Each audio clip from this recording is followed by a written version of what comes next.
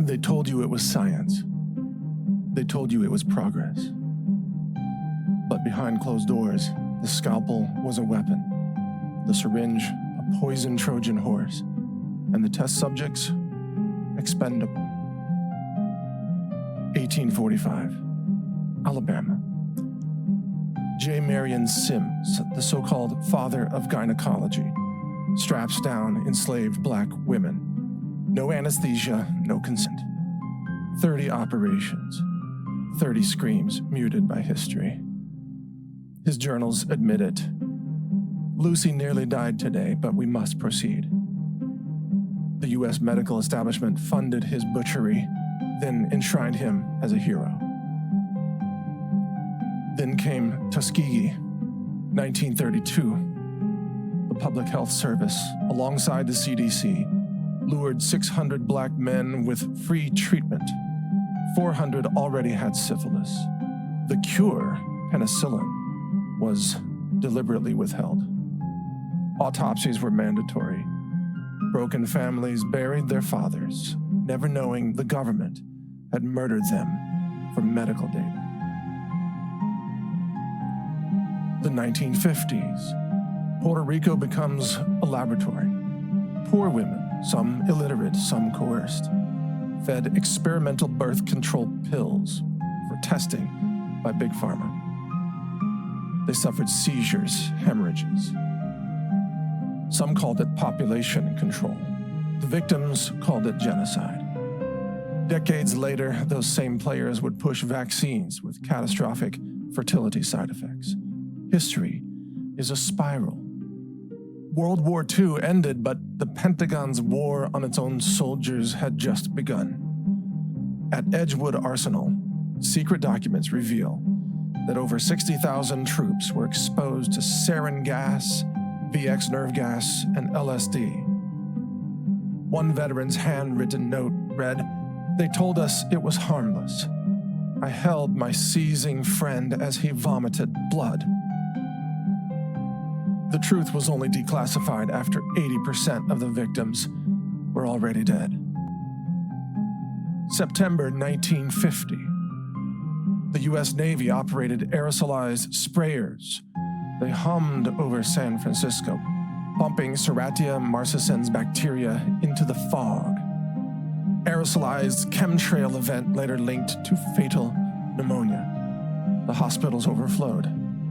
The whistleblower's report was buried until a 1976 Senate hearing forced the admission.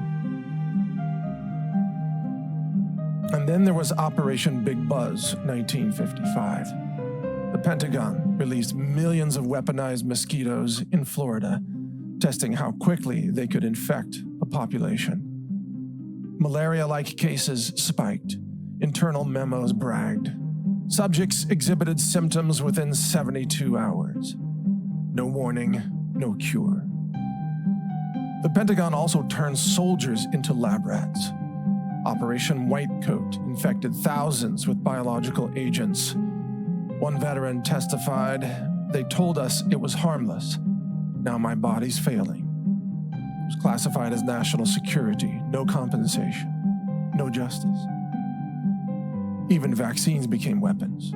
Millions of Americans were injected with SV40, a monkey virus linked to cancer. The CDC buried the truth for 40 years. How many died? The numbers are buried under redacted reports. We'll never know. In 1977, we learned that from New York to St. Louis, military planes sprayed mock bioweapons on civilian cities. The goal? To study how quickly a lethal pathogen could spread by being aerosolized, dropped on the population. Who were the victims? Unconsenting civilians. Long before MKUltra, before Plum Island, there were the Tuskegee syphilis experiments, the deliberate infection of hundreds of black men, the lie of free treatment. Medicine was withheld, and they suffered for decades while the CDC watched and recorded their deterioration to extract medical data as they suffered and died. It was buried in classified files. denied until the bodies piled too high to ignore. Then came Operation Sea Spray, 1950. The Pentagon turned an American city into a test lab. Human guinea pigs. That's what they called them. At Vanderbilt, pregnant women drank vitamin cocktails laced with radioactive iron. And their babies, they were stillborn or deformed. The files were sealed for 50 years. It was all part of government research. Then there were the Fernald School Science Club experiments. Orphans fed radioactive milk by MIT researchers, smiling for the cameras. Unknowingly, they signed their own death warrants. And when the truth came out, they were told there were no long-term consequences. But the graves of the victims tell another story.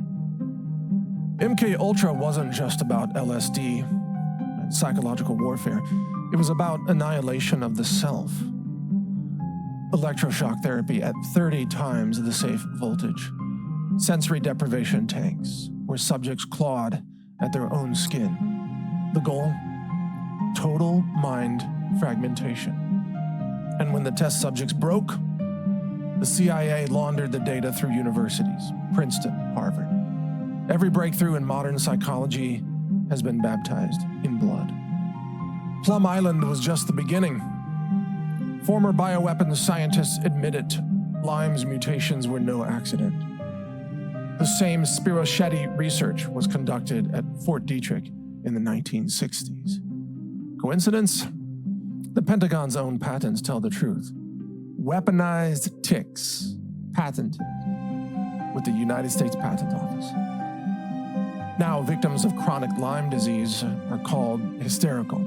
It's the same playbook that was used for Gulf War syndrome or for Morgellons disease.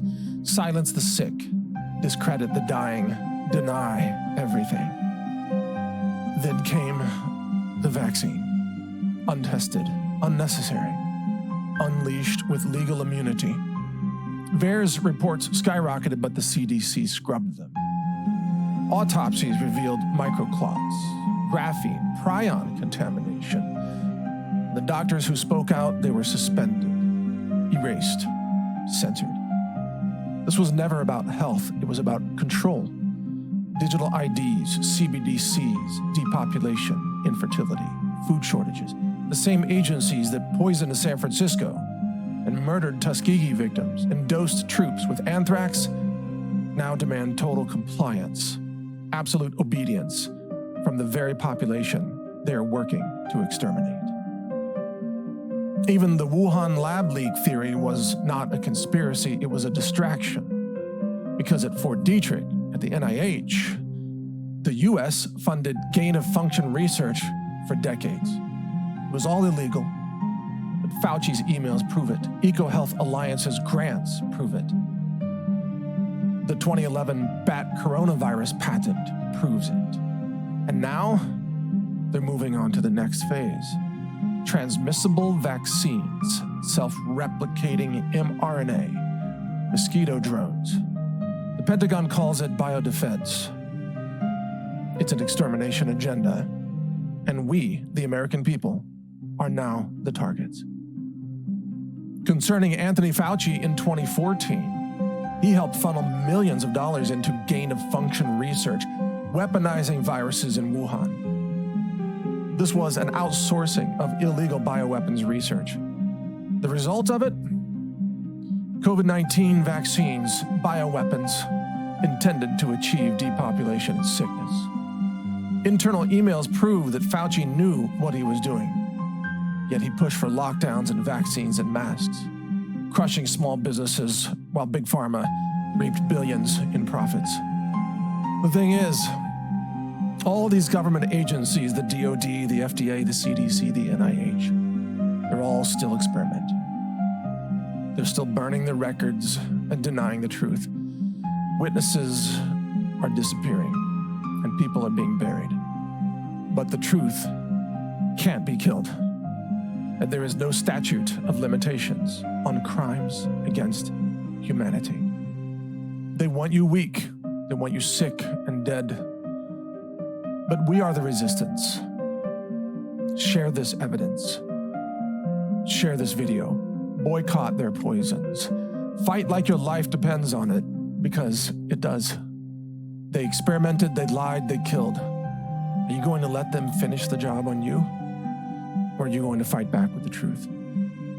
I'm Mike Adams, the Health Ranger, the publisher of naturalnews.com and the founder of brighteon.com. And you can find more research reports like this one at healthrangerreport.com. Share it widely, share the truth, and help defend humanity against the extermination, depopulation agenda.